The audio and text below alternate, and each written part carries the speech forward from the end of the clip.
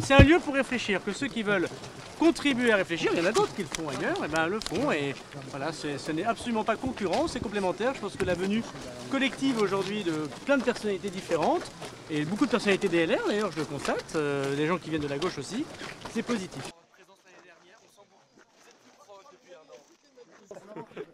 Allez, attention messieurs. Allez, attention. Attention. C'est aussi une responsabilité morale.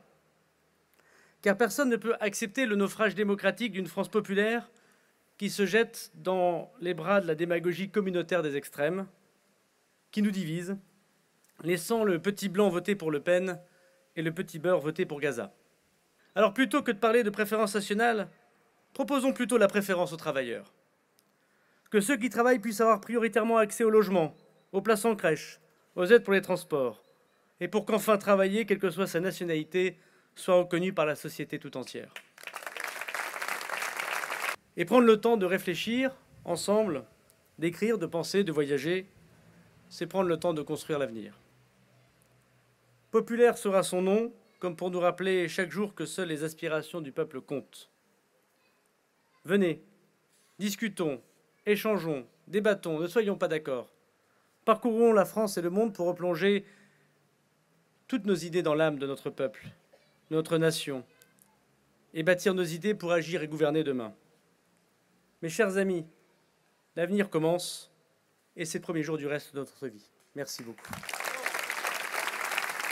Vous avez parlé de la réduction des dépenses, c'est évidemment une voie à privilégier pour ne pas revenir sur... C'est que nous vivons de toute évidence un moment qui est un moment particulier sans doute de notre vie politique, mais que je qualifierais à bien des égards comme un moment dangereux. En tout cas, un moment délicat, très délicat.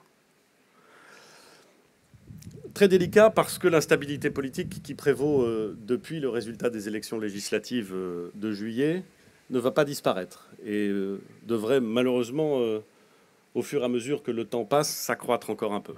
La forte participation aux élections législatives nous oblige, parce qu'elle montre qu'il y a beaucoup d'attentes. Elle montre aussi que ces attentes peuvent être contradictoires, et c'est ce que traduit la configuration très éclatée de la nouvelle Assemblée. Et dans ce contexte inédit, évidemment, personne ne peut se prévaloir d'appliquer seul tout son programme.